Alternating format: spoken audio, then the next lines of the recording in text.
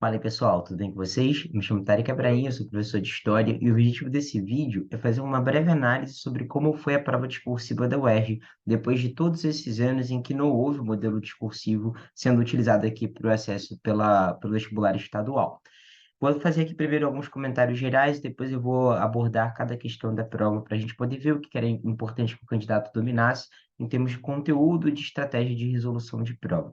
Primeira questão é, a prova sempre é uma prova com um conteúdo com extrema percepção, preocupação em construir uma análise crítica da história e do tempo presente. Então, a gente conseguiu perceber essa marca com algumas questões. Por exemplo, a questão que falava sobre a violência sexual em relação à população africana e à população indígena no processo de colonização e formação do nosso povo e as permanências dessa discriminação na sociedade contemporânea. Percebe? É uma prova que fala de história, que está ali o conteúdo importante que o aluno teria que dominar, que o candidato teria que dominar, mas que sempre procura fazer esse tipo de reflexão, de fazer pensar mesmo nas permanências do processo histórico dentro do nosso cotidiano, da nossa sociedade contemporânea. Outro exemplo tem a ver também com aquela questão do MST, falando a respeito da luta do movimento do Sem Terra por construir a reforma agrária que é garantida pela Constituição de 1988. E pede também um conhecimento histórico de saber como se deu a trajetória do movimento dos trabalhadores sem terra. Essa trajetória ela é bem anterior ao MST, inclusive nas aulas que nós realizamos por aqui, da Oficina de História de 2023, do Intensivo de História, que são turmas que eu crio na modalidade online, para que a gente consiga discorrer a respeito da prova discursiva, a gente teve uma aula específica para falar sobre a questão agrária no Brasil, porque a gente sabe que é uma característica da prova da UERJ fazer esse tipo de cobrança, tudo dentro do esperado, tudo dentro daquilo que a gente imaginava que poderia cair na prova. Algumas ressalvas, a gente sentiu falta daquela questãozinha clássica de ditadura militar, muitas vezes associada a movimentos sociais, a prova da UERJ costuma fazer isso, não apareceu nesse ano. E a prova da UERJ deu um peso maior para a história do Brasil do que para a história da geral. Isso já é um padrão, a prova já costuma ter um pouco mais de questões de Brasil do que de geral, mas dessa vez ela acabou indo até demais. E isso fica aqui como uma reflexão, não é bem uma crítica, mas é uma ponderação sobre como que a prova se desenhou. Isso pode ajudar a gente a orientar a preparação em próximas provas. Então, eu vou projetar aqui minha tela para a gente conseguir falar um pouquinho sobre a prova em si. Muitos alunos têm pedido para eu comentar a respeito da retificação do gabarito. Eu recebi essa mensagem lá no meu Instagram. Se você ainda não me segue, @historiatarik. @historiatarik. É só você seguir lá que a gente consegue interagir bem melhor. E esses alunos têm pedido para eu falar um pouco sobre a retificação do gabarito.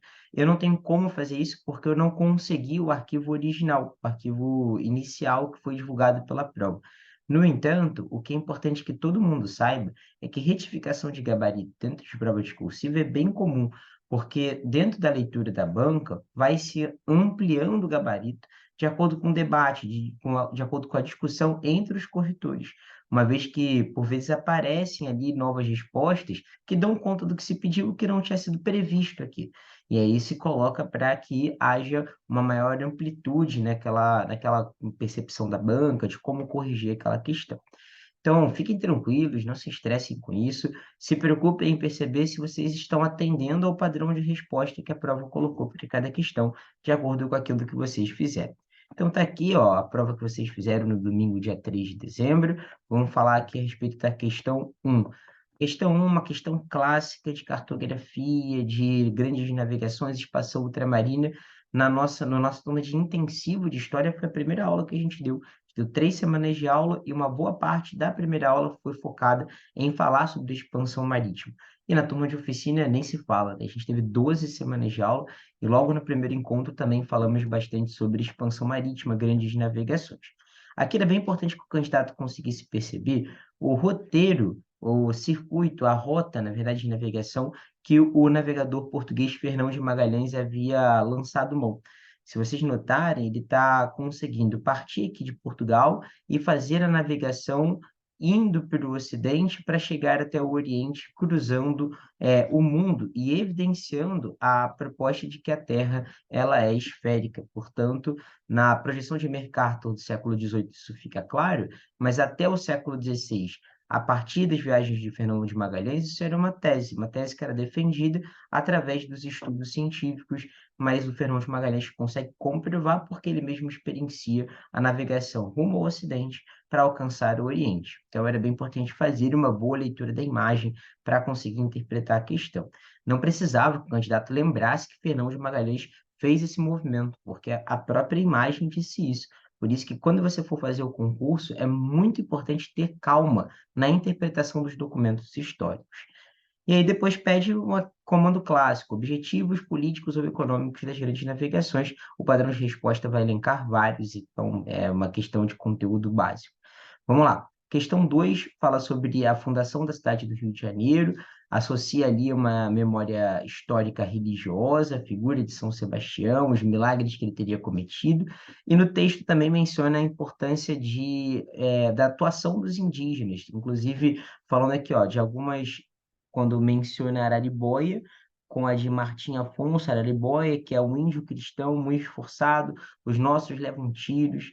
Então, o texto, mais uma vez, te deu indicação para a resposta. No início do texto também fala, no Rio de Janeiro vieram por muitas naus franceses com tamoios. Então, os conflitos envolvendo portugueses e indígenas temiminós contra franceses e tamoios foi bem explicado aqui no texto. O aluno poderia carregar esse conhecimento, também não é um conhecimento muito aprofundado, é um conhecimento superficial dentro do assunto invasões estrangeiras, mas a própria UERJ já te deu essa indicação. Se você fizer a leitura com cuidado, você conseguir encontrar o dado aqui no texto. E aí vem para a pergunta, ó, com base nessa narrativa memorialística, narrativas memorialísticas envolvem ali aquilo que se produz de memória sobre um certo evento e como se conta essa memória.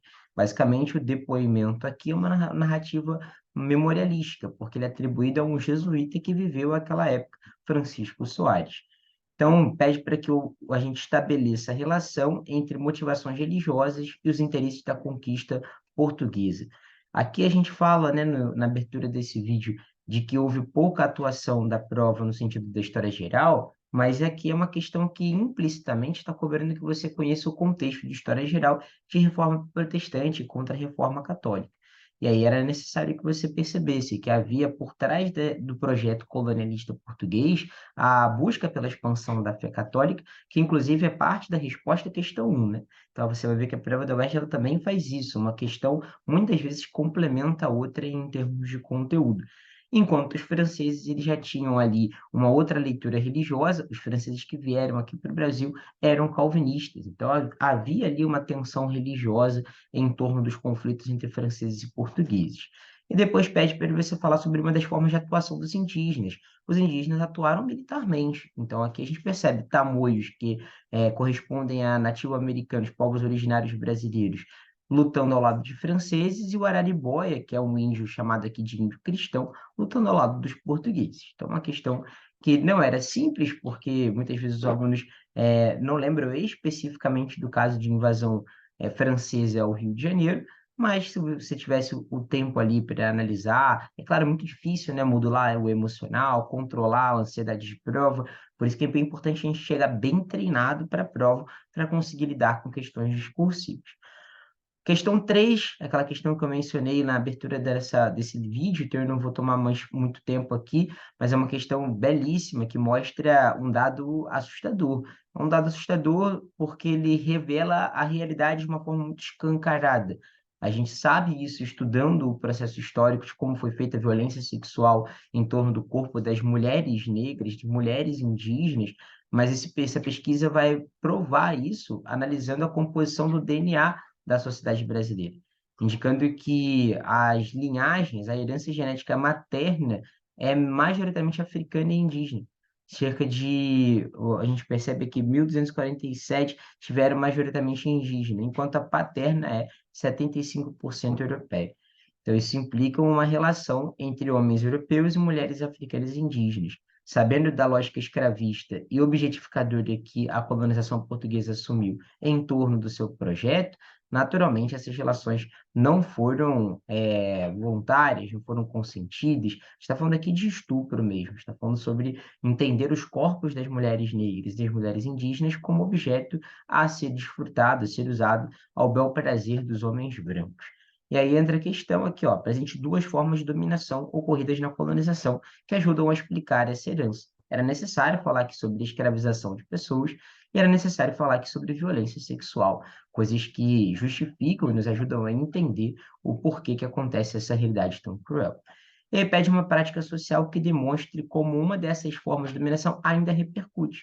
Então, você teria que falar sobre traços da condição de desigualdade racial que a gente consegue detectar hoje na sociedade do tempo presente. O padrão de resposta te coloca várias possibilidades, então aqui era uma resposta que colocou qualquer coisa que falava sobre desigualdade racial que você não esteja viajando, você vai ganhar o ponto nessa segunda parte da questão. Beleza? A questão 4 é uma questão que fala sobre republicanismo no Brasil e Império. Ela está tratando aqui está trazendo aqui um trecho do Manifesto Republicano. Mais uma vez, tá? Olha só que beleza. A prova está te dando um documento, que é o documento que está manifestando as ideias do movimento republicano. Então, se você olhar esse documento com o cuidado que ele merece, você consegue já ensejar alguma parte da sua resposta. Ele fala aqui, ó, nossa forma de governo é antinômica e hostil aos interesses dos Estados americanos. Por quê? Porque éramos uma monarquia e os demais estados da América em geral eram repúblicas. Ele fala que ó, a permanência dessa forma tem de ser forçosamente, além da origem da opressão no interior, a fonte perpétua da hostilidade das guerras com os povos que nos rodeiam. E é bem importante se ligar que a gente está falando de 1870, que é o ano em que acaba a Guerra do Paraguai. Guerra essa que, putz, foi muito violenta para a história da sociedade brasileira. A gente teve prejuízos econômicos enormes, mas especialmente prejuízos humanos enormes. E aí, cara, obviamente a monarquia estava sendo muito contestada, e o movimento republicano vem no bojo dessa crítica à monarquia. Ele fala também sobre a Europa, como que a gente olha, como que a Europa olha para a gente, uma democracia monárquica que não inspira simpatia nem provoca adesão, e para a América a gente é uma democracia monarquizada, onde o instinto e a força do povo não preponderam ante o arbítrio do soberano. Olha só que interessante aqui, arbítrio e onipotência do soberano te lembra o que em Brasil e Império? Poder moderador, talvez? Uma concentração política? Todas essas eram respostas possíveis pelo padrão de resposta da UERJ. Então, uma questão que você pode, num primeiro olhar, ficar preocupado, porque o movimento republicano, dentro de um assunto tão extenso quanto o Segundo Reinado, geralmente não tem um holofote tão importante, ou o candidato não se recorda desse dado ali concreto de uma forma muito simples. Mas olha aí, a prova te disse o que os caras estavam pedindo. Então você precisa perceber as críticas que eles estão realizando e depois propostas políticas. Proposta política, por exemplo, era aderir a um modelo político semelhante ao dos países americanos, a República. Outra proposta política era descentralizar o poder. Pronto. E aí você está colocando como antagonismo, como antônimo, na verdade, a centralização do poder que o poder moderador revela, que estaria na primeira parte da resposta. Uma questão boa de ser feita, questão que tem ali um traço conteudista importante, mas insisto, a gente precisa desenvolver maturidade para fazer prova. E isso a gente só consegue treinando. Por isso que na nossa turma de oficina a gente se preocupou em centrar a prática. A parte de teoria e tudo mais a gente discutia no pessoal, quando o aluno tinha alguma dificuldade. Mas nas aulas era como resolver a questão. Porque a gente consegue traçar um método de detectar nas questões o conteúdo que a gente precisa se lembrar. É claro que é necessário que a gente tenha absorvido esse conteúdo estudando, mas que a gente precisa se lembrar para conseguir resolver o problema. A questão 5 ela traz aqui duas imagens, a edição comemorativa da Lei da Abolição da Escravidão, em maio de 1988, e depois o cartaz de divulgação da Marcha contra a Farsa da Abolição, em maio de 1988. Então, 6 anos depois, o que aconteceu? Aí que o cartaz está dizendo que nada mudou e é preciso que sejam feitas movimentações, esforços para que haja o fim da desigualdade. E aí você precisava responder, primeiro, um grupo social, um grupo contra a mudança ao fim da escravidão. Já caiu uma questão exatamente assim na própria UERJ há 4 anos atrás, se não me engano. Então, repare como que é legal fazer provas anteriores. Se você tivesse feito, você teria conseguido se lembrar dos grupos que você poderia citar aqui. E, em seguida, a partir do cartaz de 1988, apresente uma justificativa para a crítica aos significados da abolição da escravidão. E aí a justificativa tem que girar em torno da permanência das condições de desigualdade racial e da falta de políticas de inclusão da população negra no momento da abolição. Beleza? Então, uma questão legal de se fazer também, questão clássica de UERJ, então uma questão que todos os alunos que conseguiram se preparar bem fizeram com uma certa tranquilidade. A questão 6 é uma questão que traz críticas contemporâneas, associando a processos históricos que nós enfrentamos há menos tempo, como, por exemplo, a pandemia de Covid-19, e, mais uma vez, ancorando isso em processos históricos. Fala sobre um devastador vírus de febre amarela que impactou o Brasil, fala sobre políticos que estavam ali dizendo que, na verdade, era medo demais, que a população não tinha que se preocupar, que essa epidemia não estava levando as pessoas a morrerem, e depois o próprio político, infelizmente, aí, por uma questão de óbvio, não desejamos a morte de ninguém, infelizmente o próprio político acabou morrendo de febre amarela. E aí temos aqui uma charge da revista Ilustrada, da febre amarela indo buscar o ministro que havia dito que ela não existia, não era uma doença tão aterrorizante assim.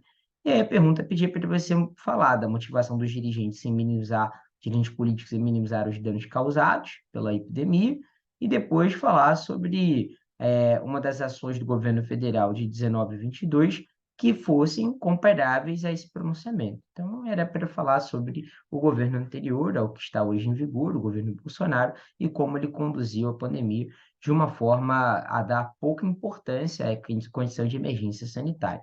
Foi para isso que a questão foi elaborada, era nesse sentido que o candidato teria que construir sua resposta. A questão 7, questão clássica de Era Vargas, falando sobre a construção da imagem de Vargas como o grande líder da nação, como a personalidade que precisa ser cultuada e precisa ser reconhecida como a diretora dos caminhos que temos que tomar. Fala sobre a importância do DIP para o Estado Novo, e isso também já caiu na prova da UERJ em outros anos. Aí fala sobre duas ideias defendidas pelo regime estado-novista. Fiquei muito feliz que a última aula do intensivo de história a gente falou exatamente sobre isso. Na verdade, eu falei sobre três ideias que marcam a era Vargas, que é o nacionalismo, o industrialismo e o trabalhismo. E se marcam a era Vargas, também se caracterizam ali como símbolos do Estado Novo. E indica uma estratégia de propaganda semelhante de outros regimes políticos daquela mesma época. Lembrem-se que essa mesma época é a época em que Hitler estava no poder na Alemanha, Mussolini estava no poder na Itália, Stalin estava no poder na União Soviética, e o padrão de resposta da UERJ lembra que o próprio Roosevelt, que era um presidente democrático, num país democrático como os Estados Unidos, se valeu dessa estratégia de celebração da sua imagem como forma de redentor da nação após a crise de 29, por exemplo. Então, assim, você poderia falar sobre essa construção da figura do líder através dos meios de comunicação de massa. Uma forma de responder isso é possível.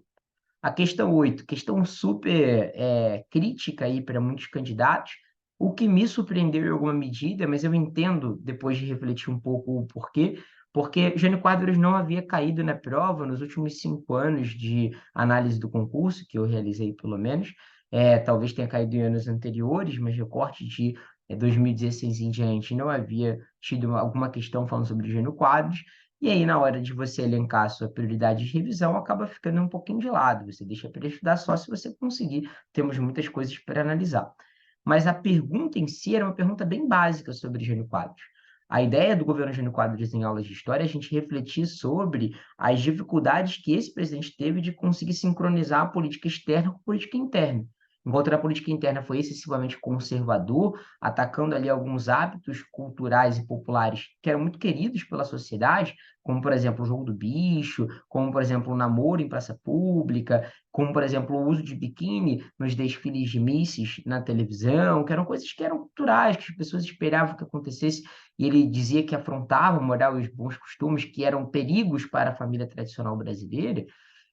Na contrapartida, na época de Guerra Fria, ele defende uma política externa independente, ele procura alinhamento com a União Soviética, ele procura se aproximar com a China comunista, ele nomeia o primeiro embaixador negro da história do Brasil, então ele aparenta um cara mais progressista do que o partido pelo qual ele foi candidato à presidência, a UDN, desejava que ele fosse. Então ele perdeu o apoio popular, ele era um cara super carismático na época das eleições, e rapidamente esse carisma se dissolve, porque a sociedade começa a ficar bem descontente com as medidas que ele havia adotado, E do outro lado, a UDN, putz, não gostou nem um pouco dessa lógica mais progressista, alinhando-se ali a uma política externa independente que era defendida pelas nações do Terceiro Mundo no contexto de Guerra Fria, a partir da Conferência de Bandung de 1955.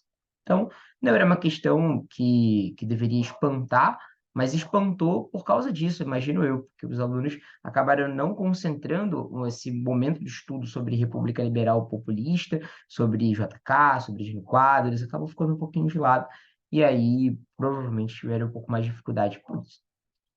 A questão 9 é uma questão que fala sobre Guerra Fria, sobre esse pós-Segunda Guerra Mundial, o desenvolvimento de bombas atômicas, de testes nucleares entre 1945 e 1962. Era necessário que falasse sobre bipolaridade das relações internacionais, gabarito mais manjado da história do vestibular, quando se fala sobre Guerra Fria. E aqui cite também dois episódios posteriores ao fim da Segunda Guerra Mundial que tenham contribuído para a condenação dos usos de energia nuclear.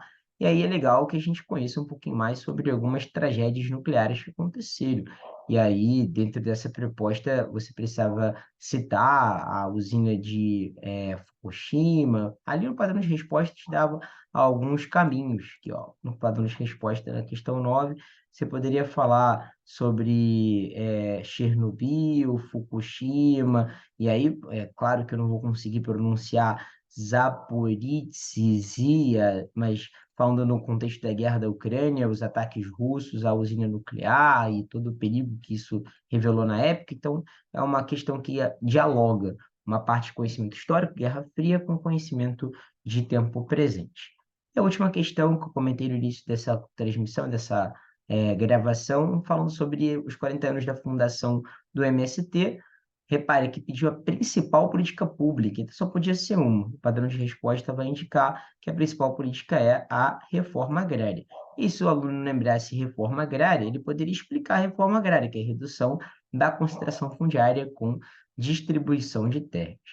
E aí depois falar sobre outro movimento social que tivesse essa mesma pauta. E aí o mais famoso são as ligas camponesas.